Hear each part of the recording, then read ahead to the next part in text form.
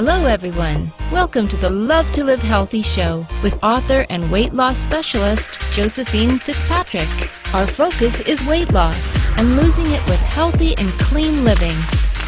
Join us every week to hear answers to questions from our clients all over the world who text and email thousands of weight loss questions daily. Listen and learn how Josephine answers questions to help you lose weight, eat healthy, and feel great. Hi, everyone. Welcome to the Love to Live Healthy show. I'm Josephine Fitzpatrick. Today's topic is all about fat cells and resistant fat. I love talking about this because there are so many surprising factors when it comes to our fat. And most important, when we learn about our fat cells, we can understand better how the number on the scale is less important than the amount of fat on your body. So let's start with fat cells. What's the deal with them? Did we always have them? Do they go away? Well, the fact is our fat cells in our body form from the very young age of 6 to 12 months, and they continue to multiply until we are in our mid-20s. By the time we hit 30, we are pretty much done forming our fat cells, which is pretty funny if you think about it, because for many people, when you are young, that's the easiest time to be thin. And after 30 is when you really notice you're packing on that fat. So while your body is forming those fat cells from 6 months to mid-20s, it's almost like your body's saying, okay, we made all your fat cells, you have them all now. Now you hit 30, so we're going to start filling them all up. And if we look at our life in general, although everyone is different, most after 30 are getting less exercise and eating more. We are out of school, start living real adult life. You throw in long work days, bad food choices, no time to cook, no time to exercise, new families, pregnancy. It's no wonder that our fat cells are just waiting to expand. You know, clients will say to me, I'm not sure what's going on. I exercise 45 minutes a couple of times a week. I don't know why I'm not losing weight. And I always ask, but what are you doing the other 23 hours of the day? Think about that. You're riding in cars, sitting. Then you're going to and from the house, to and from your desk, to the office chair, to the kitchen chair, to the couch. Even when we're putting in the time, if you're doing an hour exercise a day, and most of you aren't, but if you are, what are you doing the other 23 hours of the day? Very different from your college days when you were always on the go. I was recently speaking with a client who has lost over 40 pounds on the program. She has shrunk significantly in size. When we were talking the other day in my office, I was telling her how amazing she looks. And she goes, I know, I look at my body and I'm like, where did it go? And I laughed. And she was like, no, really, where does the fat go? And I was like, oh, you're really asking me. Well, it's funny because we look and think like, okay, we lost the weight. Obviously, it doesn't drop to the floor. So where does it go? So I explained to her, you have billions of fat cells. When you gain weight, they expand. When you lose weight, they shrink. What's funny is, and most people don't realize, no matter how much weight you lose, the number of fat cells in your body will never decrease. They're always there. Instead, our fat cells simply shrink in size, just sitting in our bodies, ready to swell again with excess fat when we overeat. When we lose weight, most of us probably imagine our fat cells disappearing. But the truth is you can lose 5, 10, 20, 100 pounds. You'll never lose your fat cells. They shrink, but they never go away. So where does the fat go when the fat cells shrink? And this is really the exciting part because the truth will probably shock you if you don't know it. If you lose 10 pounds of fat, precisely 8.4 pounds comes out through your lungs.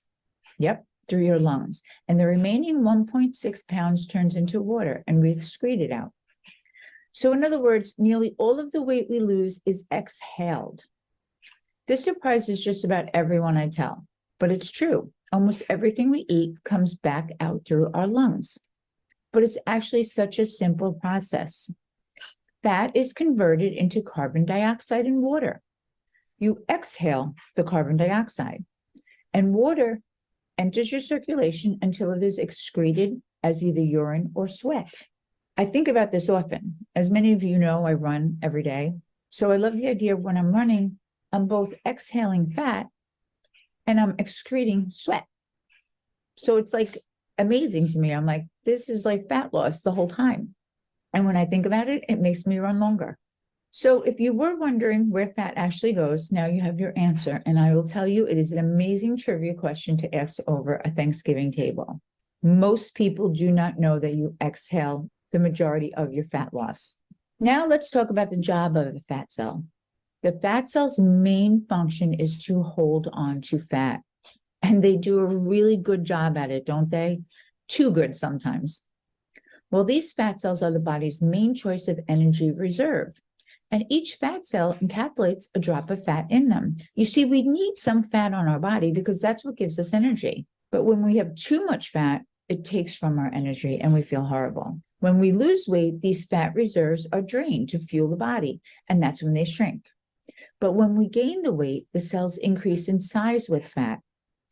So if we only had minimal fat cells, we would be fine. We could just gain what we needed for energy, and that would be a very perfect world. But it doesn't work like that.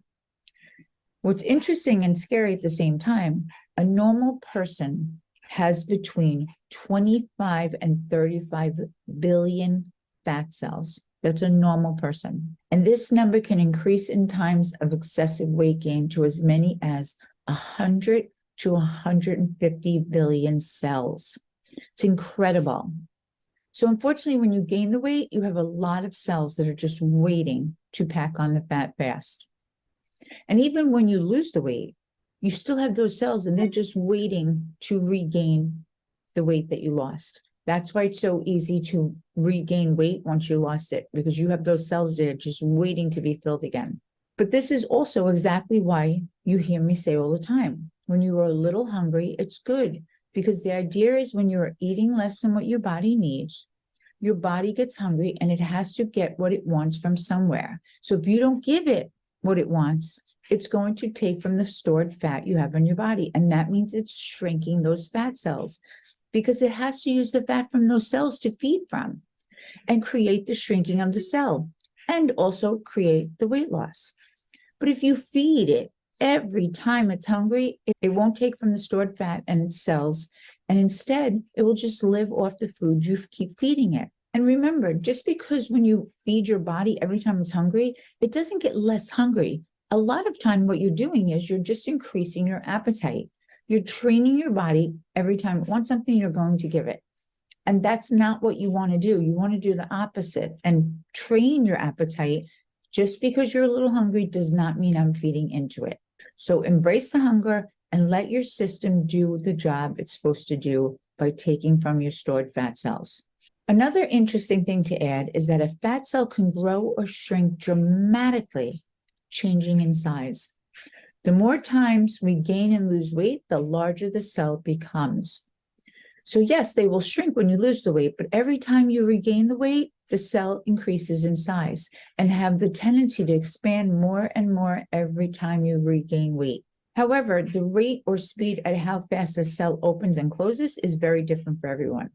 Some people have the most resistant fat because those cells never want to shrink, and it takes them 2 times longer to lose the same 10 pounds than for others, where they shrink immediately. When this happens, we call it resistant fat. That's right. If you're one of those people who have a really hard time losing body fat, it's because it's resistant.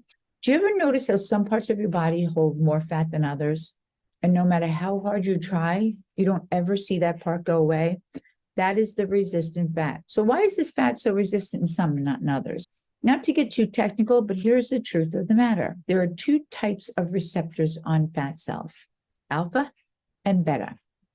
They both play a role in the development of resistant fat.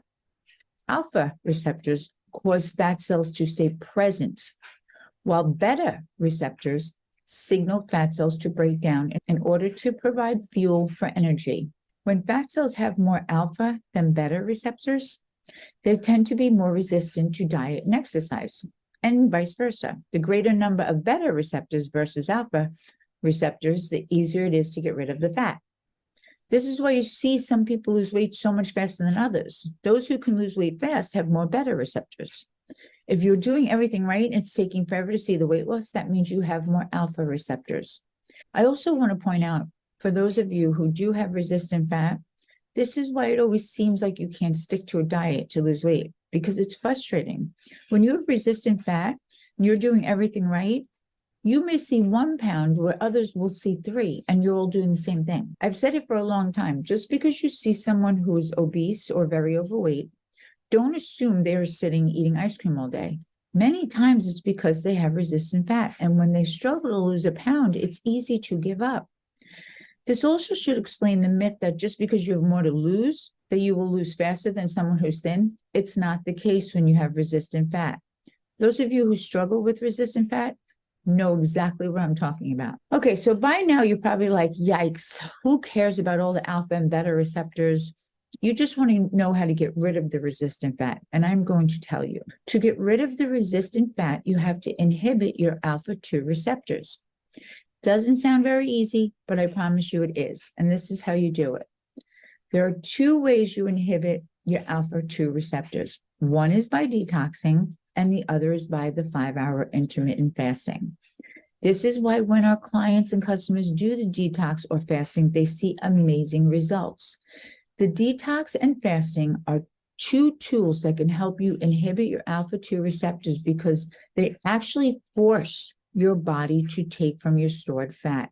Resistant fat has poor blood flow, and this is what prevents the necessary hormones from getting to the receptors on the fat cells. Detoxing and fasting help increase the blood flow into these areas. When the blood flow is increased in these areas, the detox and fasting forces the body to take from your stored fat in those resistant areas. But along with the detox and fasting, you also really want to try and incorporate some form of exercise at moderate levels to prevent your mobilized fat from getting back into the stubborn fat regions.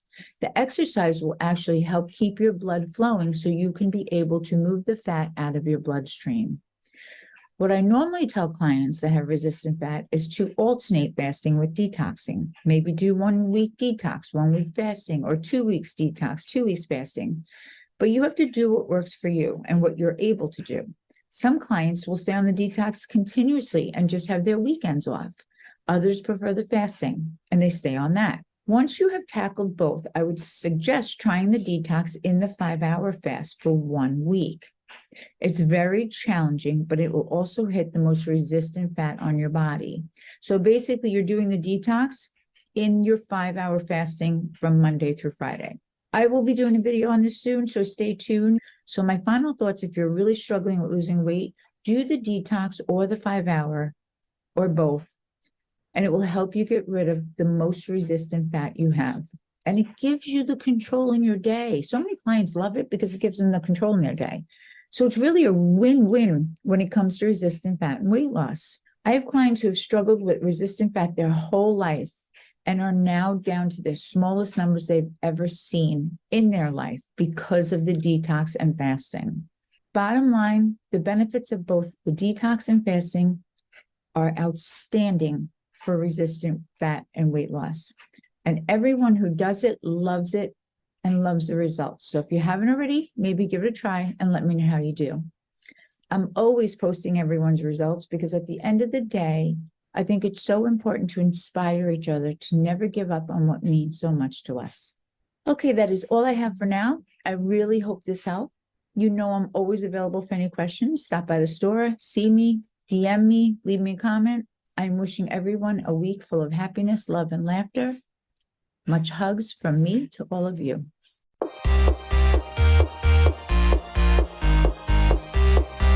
Thanks for listening to Love to Live Healthy with Josephine Fitzpatrick.